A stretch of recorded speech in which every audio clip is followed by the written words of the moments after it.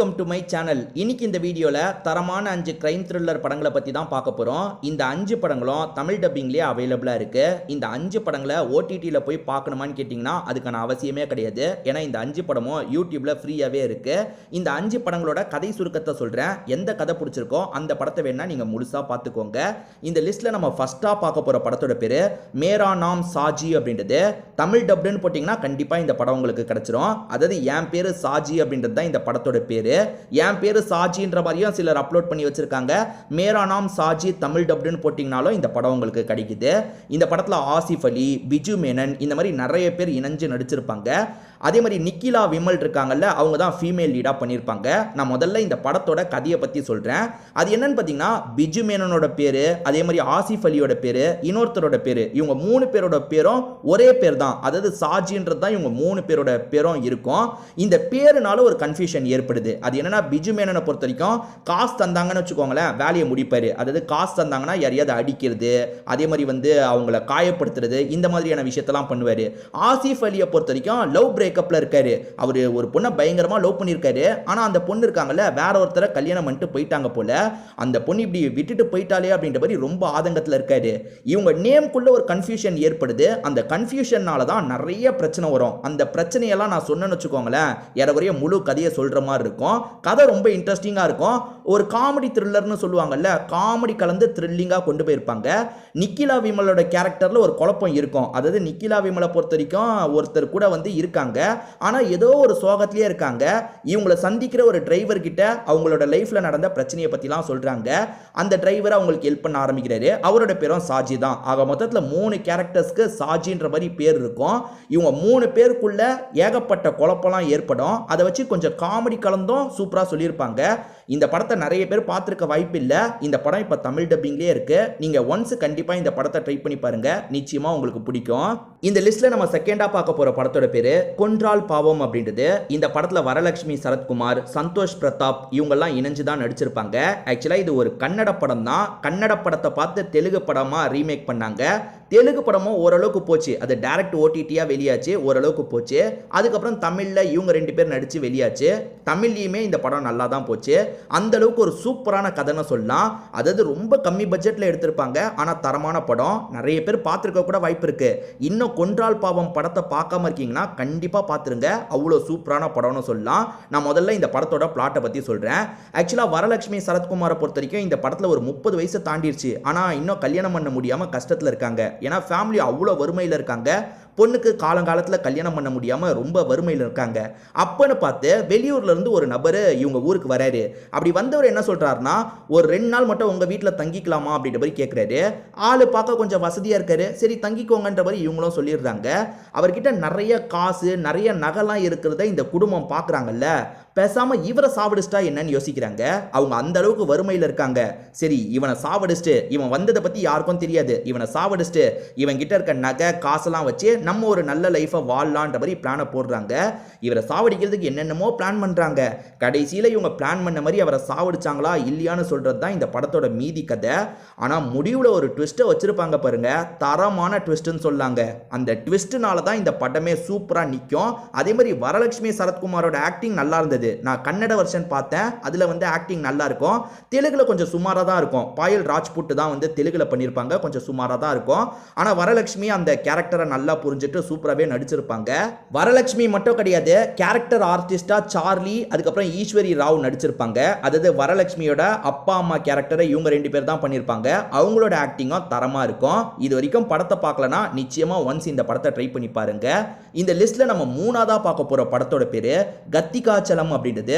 இது ஒரு Telugu horror thriller படம்னு சொல்லலாம். ஆக்சுவலாக தெலுங்குல முதல்ல வெளியாச்சு, கொஞ்ச நாள்லயே தமிழ் டப்பிங்கும் வெளியாச்சு. தமிழ் டப்பிங்ல இப்போ யூடியூப்லேயே அவைலபிளாக இருக்கு. நீங்கள் சர்ச் பண்ணீங்கன்னா இந்த படம் உங்களுக்கு கிடைச்சிரும். ஏதாவது ஒரு இடத்துல கத்திகாச்சலம் அப்படின்றது இங்கிலீஷில் உங்களுக்கு தெரியும், அதை போட்டு நீங்கள் சர்ச் பண்ணீங்கன்னா இந்த படம் உங்களுக்கு கிடைச்சிரும். சரி முதல்ல இந்த படத்தோட பிளாட்டை பற்றி பார்ப்போம். ஒரு காலேஜ் படிக்கிற பையன் இருக்கான். இந்த பையனை பொறுத்த வரைக்கும் எல்லாருமே எப்போ பாரு கிண்டல் பண்ணிக்கிட்டே இருக்காங்க. இவனுக்கு செம்ம கடுப்பாக இருக்கு. காலேஜுக்கு போனாலே சுற்றி எல்லாருமே இவனை கிண்டல் பண்றாங்க இவன் ஒரு மெடிக்கல் ஸ்டூடெண்டா தான் இருப்பான். ஒரு பொண்ணை பயங்கரமா நேசிக்கிறான். அந்த பொண்ணுகிட்ட எப்படியாவது பேசி லவ் பண்ண வச்சிரணும்ன்ற மாதிரிலாம் யோசிக்கிறான்.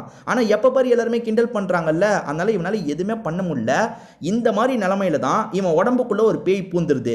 அந்த பேய் பூந்ததுல இருந்து இவன் காலேஜ்ல எல்லார்கிட்டயும் தைரியமா நடந்துக்க ஆரம்பிக்கிறான். எல்லாருமே இவனை பார்த்து பயப்பட ஆரம்பிக்கிறாங்க. ஒரு ஸ்டேஜ்ல இவன் உடம்புக்குள்ள பேய் பூந்திருக்குன்றத வீட்டில் இருக்கவங்களாம் கண்டுபிடிக்க ஆரம்பிக்கிறாங்க. இவன் உடம்புக்குள்ள பூந்திருக்க பேய் யாரு, அந்த பேயை எப்படியாவது உடம்பை விட்டு போக வைக்கணும் அப்படின்ற மாதிரி யோசிக்கிறாங்க. உடம்புல பூந்திருக்க பேய் எப்படி பூந்ததுன்னு தெரியலல்ல, அதெல்லாம் இவங்க விசாரணை பண்ணி கண்டுபிடிக்க ஆரம்பிக்கிறாங்க. உடம்புல பூந்த பேய் யாருன்றதுக்கு ஒரு ஃபிளாஷ்பேக் வச்சிருப்பாங்க. அந்த ஃபிளாஷ்பேக்லாம் நல்லாவே இருக்கும். ஒரு மாதிரி த்ரில்லிங்காக இந்த படத்தோட கதையை கொண்டு போயிருப்பாங்க. சூப்பராக இருக்கும். அதே மாதிரி இந்த பையனுமே நல்லா நடிச்சிருப்பான். அந்த பேய் பூந்ததுக்கு அப்புறம் அவன் ரியாக்ஷனு, அதுக்கு முன்னாடி பயந்த கேரக்டரா அவன் பண்றது எல்லாமே நல்லா இருக்கும். கண்டிப்பா நிறைய பேர் இந்த படத்தை பார்த்திருக்க வாய்ப்பே கிடையாது. நிச்சயமா இந்த படத்தை ஒன்ஸ் ட்ரை பண்ணி பாருங்க. இது பாருங்க, கத்திகாச்சலம்னு பேர் தெளிவா தெரியுது பாத்தீங்களா? இப்படி நீங்க சர்ச் பண்ணீங்கன்னா இந்த படம் உங்களுக்கு கிடைச்சிரும். இந்த லிஸ்ட்ல நம்ம அடுத்ததா பார்க்க போறதும் ஒரு தெலுங்கு படம் தான். இந்த படத்தோட பேரு டெனன்ட் அப்படின்றது. இது ஒரு சூப்பரான கிரைம் த்ரில்லர் படம்னு சொல்லலாம். ரன் டைம்லாம் ரொம்ப கம்மியா தான் இருக்கும். ஏறக்குறைய 1.5 மணி நேரத்துக்குள்ளேயே இந்த படம் முடிஞ்சிரும். ஆனா சூப்பரா ட்விஸ்ட் அண்ட் டர்ன்ஸ்லாம் வச்சு கொண்டு போயிருப்பாங்க. முதல்ல இந்த படத்தோட பிளாட்டை பத்தி சொல்றேன். எரிஞ்ச நிலைமையில ஒரு பாடி கிடைக்குது. இப்போ ஒரு போலீஸ் இருக்காங்கல்ல, இந்த கேஸ் எடுத்து விசாரிக்கிறாங்க. ஒரு லேடி போலீஸ் தான் இந்த கேஸ் எடுத்து விசாரிக்கிறாங்க. அப்பதான் நமக்கு பாஸ்ட்ல நடந்த சில விஷயங்களை காட்டுறாங்க. மொத்தம் 2 ஜோடியை காட்டுறாங்க. ஒரு ஜோடி இருக்காங்க பாத்தீங்களா, வீட்டுல லவ்வுக்கு எதிர்ப்பு சொல்லியிருப்பாங்க.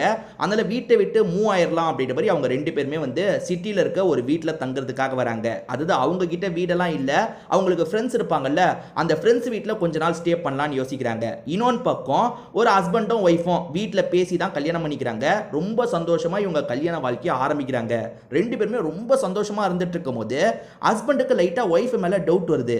நம்ம வேலைக்கு போகும்போது ஒய்ஃப் வேற யார் கூடயோ பழக்கத்துல இருக்கா போல அப்படின்ற மாதிரிலாம் யோசிக்க ஆரம்பிக்கிறாரு. அதோட விளைவா இவர் தான் ஒய்ஃபை சாவடிச்சிட்டாரான்ற மாதிரி போலீஸோட விசாரணை போகுது. உண்மையில இவர் தான் ஒய்ஃபை சாவடிச்சாரா, இல்ல ஒய்ஃபை வேற யாராவது சாவடிச்சிட்டாங்களா, இதுக்கு பின்னாடி என்னதான் மர்மம் இருக்குன்னு சொல்றது தான் இந்த படத்தோட மீதி கதையா இருக்கும். நீங்க எதிர்பார்க்காத நிறைய திருப்பங்கள்லாம் வச்சிருப்பாங்க. இந்த படத்துல நடிச்ச எல்லா கேரக்டர்ஸும் நல்லாவே பண்ணியிருப்பாங்க. அதாவது 2 பேர் ஃப்ரெண்ட்ஸ் வீட்டில் தங்க வந்தாங்கல்ல, அவங்களுக்குமே ஒரு பிரச்சனை வந்திருக்கும். அதே மாதிரி இந்த ஹஸ்பண்டுக்கும் ஒய்ஃபுக்கும் நடுவுலையும் ஒரு பிரச்சனை வந்திருக்கும். என்ன பிரச்சனை, யாரால் அந்த பிரச்சனை வந்ததுன்னு ஒரு கேள்வி இருக்குல்ல, அதுதான் முக்கியமான விஷயமா இருக்கும். அதெல்லாம் நான் சொன்னா ஸ்பாயில் ஆயிடும். நீங்க படத்தை பார்த்து தெரிஞ்சுக்கோங்க. ஒரு நல்ல படம்னு சொல்லலாம். இது வரைக்கும் பார்க்காம இருக்கீங்கன்னா ஒன்ஸ் ட்ரை பண்ணி பாருங்க. இந்த லிஸ்ட்ல நம்ம கடைசியா பார்க்க போற படத்தோட பேரு தீஸ்மார் கான் அப்படின்றது. இது ஒரு பக்காவான கிரைம் த்ரில்லர் படம்னு சொல்லலாம். இப்போ இந்த படம் தமிழ் டப்பிங்லயே இருக்கு. தீஸ்மார் கான் தமிழ் டப்னு போட்டீங்கன்னா இந்த படம் உங்களுக்கு கிடைச்சிரும். ஆதி சாய்குமார், அதுக்கப்புறம் பாயல் ராஜ்புட், இவங்க 2 பேர் இணைஞ்சு நடிச்சிருப்பாங்க. அதே மாதிரி பூர்ணா, சுனில்லாம் முக்கியமான ரோல் பண்ணியிருப்பாங்க. நான் முதல்ல இந்த படத்தோட பிளாட்டை பத்தி சொல்றேன். ஆக்சுவலா பூர்ணாவோட தம்பியா தான் இவர் இருப்பாரு. 2 பேருமே சொந்த அக்கா தம்பியா இருக்க மாட்டாங்க. இவங்க 2 பேருக்குமே சின்ன வயசுல அவங்க சொந்த குடும்பத்தினால நிறைய கஷ்டங்கள் வந்திருக்கும். அதாவது எப்ப பாரு இவங்களை டார்ச்சர் பண்ணிக்கிட்டே இருப்பாங்க. இதுக்கப்புறம் இந்த குடும்பம் வேணான்னு இவங்க 2 பேருமே வீட்டை விட்டு வெளியே வந்திருப்பாங்க. நம்ம 2 பேர் ஏன் குடும்பமா இருக்கக்கூடாது அப்படின்ற மாதிரி குடும்பமா மாறி இருப்பாங்க. இவர் அக்காவை அம்மா அம்மான்னு தான் கூப்பிடுவாரு. அந்த அளவுக்கு இவருக்கு அக்காவை ரொம்ப பிடிக்கும். இப்படிப்பட்ட அக்கா இருக்காங்க பாத்தீங்களா, திடீர்னு மர்மமான முறையில் கொல்லப்பட்டுறாங்க. அக்காவோட ஹஸ்பண்டான சுனிலுமே ரொம்ப வருத்தப்படுறாரு. அதே மாதிரி அக்காவை அம்மா மாதிரி பார்த்தா ஹீரோவும் ரொம்ப வருத்தப்படுறாரு. ஹீரோ சிலர்கிட்ட 7 இழுத்திருப்பாரு. அவங்க தான் அக்காவை சாவடிச்சிட்டாங்க போல அப்படின்ற மாதிரி ஹீரோ செம்மையா டென்ஷன் ஆகி அவங்க கூட சண்டைக்கெல்லாம் போறாரு. ஆனா அக்காவை யாரு கொன்னாங்கன்னு ஒரு மர்மம் அப்படியே கண்டினியூ ஆயிட்டு இருக்கு. அக்காவை யாரு கொலை பண்ணாங்கன்றதை இவர் கண்டுபிடிச்சாரா இல்லையான்னு சொல்றது தான் இந்த படத்தோட மீதி கதையா இருக்கும். முடிவுல ட்விஸ்ட் எல்லாம் வச்சு முடிச்சிருப்பாங்க. நல்லாவே இருக்கும். இது வரைக்கும் இந்த படத்தை பார்க்காம இருக்கீங்கன்னா ட்ரை பண்ணி பாருங்க. இந்த லிஸ்ட்ல நான் சொன்ன 5 படங்களுமே நல்லா தான் இருக்கும். இந்த 5 படங்கள்ல எந்தெந்த படங்களை நீங்க பார்த்திருக்கீங்க, அதுல எதெல்லாம் உங்களுக்கு பிடிச்சது, எதெல்லாம் உங்களுக்கு சுத்தமா பிடிக்கலன்றதை கமெண்ட் செக்ஷன்ல நீங்க சொல்லுங்க. ஏன்னா இந்த வீடியோவை பார்க்குற மற்றவங்களுக்கு அது யூஸ்ஃபுல்லா இருக்க வாய்ப்பு இருக்கு. திரும்பி வேற ஒரு வீடியோல நம்ம பார்க்கலாம்.